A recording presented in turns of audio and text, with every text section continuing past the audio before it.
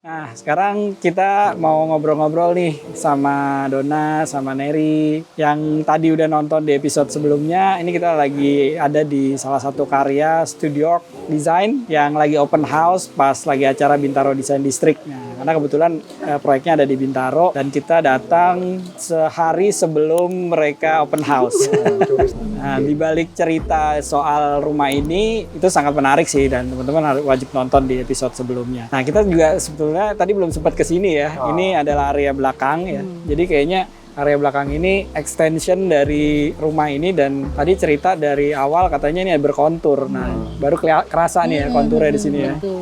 Gitu. Tapi ini emang udah bagian dari kaveling existingnya sepanjang ini. Extension sih, ini tambahan belakangan gitu. Oh ya, makanya elevasinya beda. Betul. Oke. Aslinya cuma sampai depan Tapi itu kita ini lah gitu. tepukan gitu. Oh, oke. Coba Menarik ya. pas tengah jalan, ternyata ini kita extension, wah oke banget. Apakah diuruk semua? Sempat sih ada wacana mau diuruk semua supaya karena di belakang tuh banjir ya. Iya. Tapi ya jangan, kita biarinnya contouringnya tetap kita pakai gitu. Iya. Malah itu jadi potensi yang bagus kan gitu. Oke, dari lahan yang ada ini terus kalian buat Kontur. extension ya dan berkontur. Nah, terus saya dieksplor sedemikian rupa, kemudian tiba-tiba ada apa sih tower ini? Gimana tuh ceritanya? Ya, ini cerita nyelenehnya, kita pengen bikin kolam. Sebetulnya kan givennya ini ngedrop 2,5 meter sebetulnya. Wih, lumayan. Tapi kalau ke aslinya 4 meter. Oh, malah Jadi lebih. sebelum diuruk. Sebelum Jadi diuruk. akhirnya kita ambil di tengah aja. Kita kontur split 2 meter ke sini. Jadi ada cut dari bangunan buang ke sini sebagian. Dari gali fondasi buang bagian. Jadilah kontur ini. Jadi kita nggak ngimpor, nggak ngekspor urukan. Iya. Jadi emang nih kontur ini ya cut and fill aja gitu. Iya, Hasil buangan sini, buang galian. Jadi nah, yang ujungnya sempat kan ada pertanyaan, itu mau diratain aja nggak? Nah, jangan biar ini kontur gitu. Jadi kolamnya sunken gitu. Karena kalau kolamnya di atasin ntar kos lagi, galian lagi, terus ya jadinya malah jadi standar ya. Iya. Justru ya ada potensi gini biarnya ngedrop. Nah, karena dia ngedrop, kita ngayal nih udah kan ownernya emang seneng ngumpul, temannya banyak lah nongkrong sana nongkrong sini, kita bikin lah, kita wadahin. Yang paling grandenya ini, di sana kan udah banyak tempat ngumpul. Ini emang skala tetangga kalau mau ngumpul arisan udah sini aja gitu. Nah, jadi di kolam renang. Nah, antara ini sebagai tangga, tapi ini sebenarnya kita perlakukannya jadi kayak amfiteater, kayak tribun. Jadi bisa nongkrong di sini nih. Itu colokan banyak banget di situ. Jadi kalau mau laptopan bisa colok sini gitu. Kalau udah bosan tinggal ceburin aja kalau giling-giling ya. Oh, healing ya. Nah, terus ini apa sih ini Itu sebenarnya? ruang bilas. Oh, ruang bilas. Tapi kita bikin ruang bilasnya yang bungalow feel lah. Iya, gitu. Jadi kayak ada ikon. Sekalian kita bikin ikon. Ceritanya tuh resort gitu ya. Iya. Ceritanya kayak ruang bilasnya kayak ada di atas air ceritanya. Cuma ya kita bikin agak twisted sedikit buat ya playful lah gitu. Nah, kalau yang itu fitur jembatan. Jadi ada bridge-nya nih, nyebrangin si kolam. Jadi kayak red carpet-nya gitu lah. Jadi kalau dari area multipurpose di main building-nya masuk ke di situ ada ininya, ada stage-nya ya. Jadi bisa ada Ohio Design Fashion Week. Benar. Ohio Fashion Week. Out-nya gitu kan. Aduh, menarik. Ini yang paling justru adalah area prime-nya ya. Dari Ohio House ini. Ya, sebenarnya kita mau ngobrol-ngobrol sih, nggak cuma itu ya di sini. Jadi tadi kan udah ngobrolin house tour-nya, sekarang mau nanya nih soal latar belakang Studio Design gitu. Mungkin bisa cerita kalian tadinya di mana, kuliah arsitektur di mana, terus pernah kerja di mana, pengalaman sharing biar teman-teman juga dapat informasi dan ilmu yang bisa didapat. Awalnya Studio sendiri sebenarnya terbentuk itu berdirinya lah ya tahun 2015. Oh, udah 7 tahun ya sekarang ya? Udah 8, ya masuk ke 8 ya. Gitu. Dan kita sebenarnya awalnya itu memang berawal dari kami berdua satu alma mater. Terus juga hubungannya berlanjut ke level berikutnya yang lebih serius. Wow, jadi ini adalah pasangan hidup, sekaligus pasangan berkarir ya. Jadi dari waktu di kampus itu emang udah kompak atau gimana? Enggak sih, justru setelah udah mau lulus malah baru banyak ketemu, karena kan beda angkatan kan, juga beda. Nah justru setelah baru. Saya junior Neri. Oh gitu, nggak kebalik ya? Ngaku. Ini jangan nanti jadi jadi fitnah loh. Nggak fitnah kalau di depan orang ya. Oh iya. gitu. Nah dari situ terus kita sama-sama setelah lulus sama-sama kerja di tempat yang berbeda. Sama-sama kerja di tempat yang berbeda. Ya, Oke. gitu. Jadi kerja mencari ilmu lah. Iya, iya. Tapi di konsultan. Di konsultan.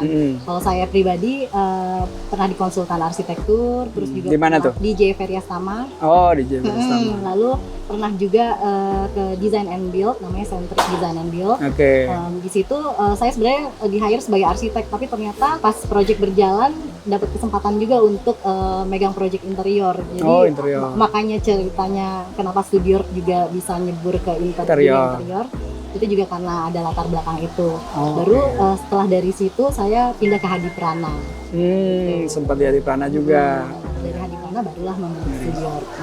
Kalau Dona beda lagi nih formnya. Kalau saya dulu baru lulus 2006-an deh. Singkat kata saya ada presentasi, masih mahasiswa di review sama salah satu founder AMI ya, Arsitektur Indonesia. Terus di akhir presentasi saya diajak main ke kantor. Akhirnya saya kerja di situ. Saya kerja di situ di tempatnya Irianto PH ya. Oh, Mas Irianto. Arsitek muda Indonesia juga. Nah, saya agak belajar banyak di situ, sekitar 6 tahunan ya. Habis itu saya ke PAI pindah. Oh, sempat di PAI juga. Itu sekitar tahun kedua. Akhirnya saya ngerjain itu kalau di tempat pertama saya banyak di residensial. Cuma waktu itu saya dikasih kesempatan memang pas juga timing, jadi bisa memilih beberapa spektrum project yang menurut saya satu sangat personal, sama-sama residensial, tapi satu yang kliennya personal, satu kliennya institusi bikin rumah dinas tapi punyanya bank besar gitu ya, yang rigid banget semuanya tatanan, jadi bikin rumah tinggal tapi decision makingnya sangat rigid. Yang kedua sama institusi juga kliennya, tapi rumah tinggal juga, tapi buat kedutaan Swiss dan itu kompleks banget. Jadi udah bukan tentang rumah tapi tentang teknologi di sana, apa yang terjadi di luar, dan ternyata belajar dari situ, wah sama-sama residensial tapi beda pendekatan, beda owner, beda kasus, beda konteks, itu udah beda lagi cara mainnya. Itu dapat banyak banget belajar di situ, dan tentunya tentang atmosfer kerja dan lain-lain. Akhirnya berikutnya saya pindah ke PAI. Saya ngerjain proyeknya high rise building waktu di Tamrin 9 ya. Jadi itu juga spektrum proyeknya baru lagi ini high rise, komersil, dan kliennya tuh udah rigid banget. Hierarki decision makingnya banyak banget. Main arsiteknya waktu itu KPF. Wah itu keren banget tuh, main arsiteknya dari US yang udah sepuh ya, dari udah berapa dekade. Itu juga belajar banyak banget dari standar dia, kecepatan kerja, kualitas, visi misi dan lain. Wah itu top banget deh itu. Nah, dari situ akhirnya kita ketemu sama Neri. Itu kita ada di titik emang kayak kita udah harus mulai, karena kita juga udah start berkeluarga, udah banyak ada target-target yang lain. Ya udah kita mulai di 2014 ke 15 lah. Nggak langsung bikin berupa ini ada biro ditajam, enggak, tapi kita berdua ya di satu tahun pertama kita merintis ya, kita all out ngerjain proyek di awal ya hands on semua kita lakukan sendiri dari A sampai Z. Nah mungkin itu yang sampai sekarang kami ke bawah, kita terbiasa ngerjain semuanya dari awal sampai akhir hands on gitu. Dan sampai sekarang sih ke bawah gitu. Masih. Jadi, begitu sih kurang lebih. Ya menarik sih, berarti jarang kan ya arsitek yang juga selain pasangan karir, pasangan hidup gitu ya. Nah itu ada cerita gimana ya kalian bisa ngebagi antara urusan kerjaan dengan urusan rumah tangga dan keluarga gitu? Kita bikin to-do list sih. Oh iya. Enggak. Serius banget ya? Banget ya apa sih?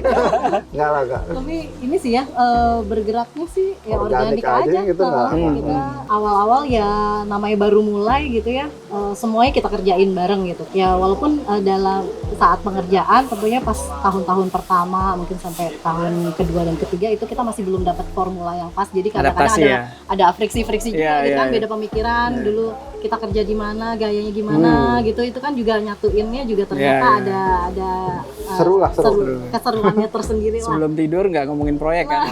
Awal-awalnya meeting notes. ngomongin meeting besok.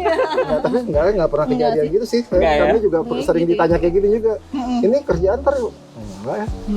Nggak tahu, nggak ngerasa yang ngobrol santai aja. Walaupun ya kayak breakfast sambil bisa bahas gitu. Sebenarnya sih ada yang nanya kan, itu nggak bosen apa kerja terus juga rumah tangga gitu, ketemunya itu lagi. Tapi sebenarnya tuh enggak juga ya, karena nggak tahu, kami juga nggak tahu sih. Berarti emang kebetulan chemistry-nya juga pas. Gitu, kita nyaman secara personal dan secara pekerjaan. Nggak banyak soalnya kayak gitu. Gitu ya. Menarik, baik. Ya, 3 tahun pertama itulah tadi yang awal-awal kita cari kayak ritmenya. Nah begitu udah tahu mana kekuatannya dan kelemahannya masing-masing, terus juga kita juga udah dapat ritme kerja masing-masing, udah kebaca gitu tektoknya gimana. Nah, makin kesini udah tahu gitu gimana. Udah tahu kapan harus ngomongin kerjaan, kapan harus ngomongin yang lain ya.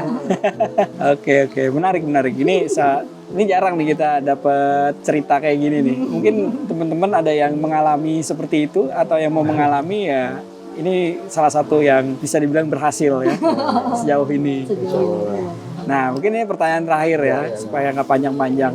Kalian kan juga harus open house dengan yang lain kan. Kalian kan punya pengalaman yang berbeda dan banyak pengalaman juga tadi diceritain sama masing-masing soal latar belakang di bironya gitu. Nah, sekarang apa yang membentuk Studio Art Design ini ke dalam karya-karyanya gitu?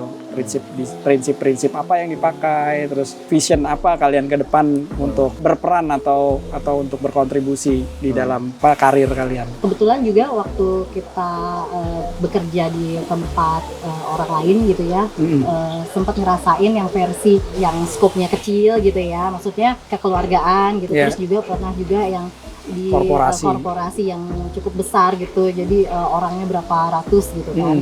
Nah dari situ sih kami sih mencoba mencari apa yang kita sukanya di sini apa ya waktu itu yang membuat kita nyaman saat itu gitu. Terus kalau di korporasi apa yang kita suka dari situ. Jadi ya mungkin itu yang sekarang ngebentuk Studio Art. Jadi kami mencoba melihat apa yang kita suka dari masing-masing dan tidak suka gitu. Nah kami coba terapkan, jadi kami coba cari formulanya di situ gitu. Sama mungkin dari Dona juga seperti itu ya.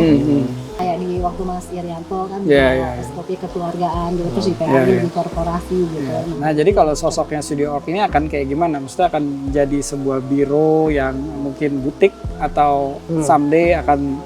Ya kalau kami tadi ya karena tadi udah sempat nyoba dari yang butik atau korporasi, tapi ternyata kalau udah ngejalanin panggilannya kayak tetap kita tuh emang pengen hands on gitu, pengen memikirkan banyak hal.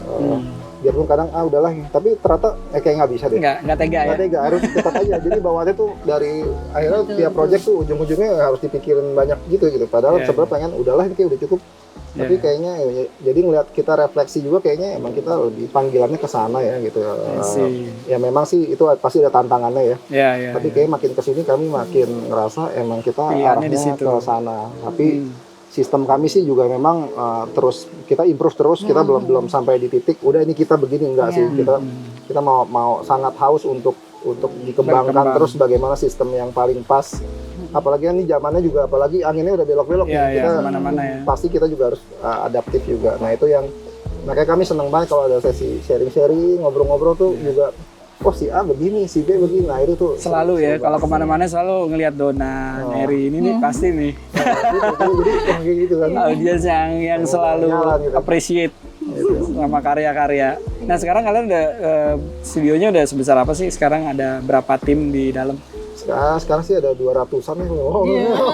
Ternyata korporat. Nggak sama nggak. Kami ya sekarang project arsitek. Kita hierarkinya sangat sederhana. Prinsipal kami berdua, langsung project arsitek saat ini ada 4 ya. Tapi ada beberapa mungkin ada yang magang, kadang 2, kadang ada 4, kadang lagi enggak. Jadi itu ya organik aja. Ada satu lagi remote admin sama finance ya gitu. Jadi sesederhana itu strukturnya gitu. Ya. Seiring dengan apa yang ingin kalian capai gitu ya, artinya kan sesuai kebutuhannya. Iya gitu, kurang lebih gitu. Menarik. Belajar juga lah nanti dari Mas Riri ya. Belajar ya, Mas Riri banyak banget nih. Nanti belajar di YouTube channel. Siap. Bagus nih biar subscriber kita nambah tambah 2. Boleh, nambah 2 lah. Oke lah, kalau gitu terima kasih banyak Dona, Neri, sukses terus buat Studio ARK.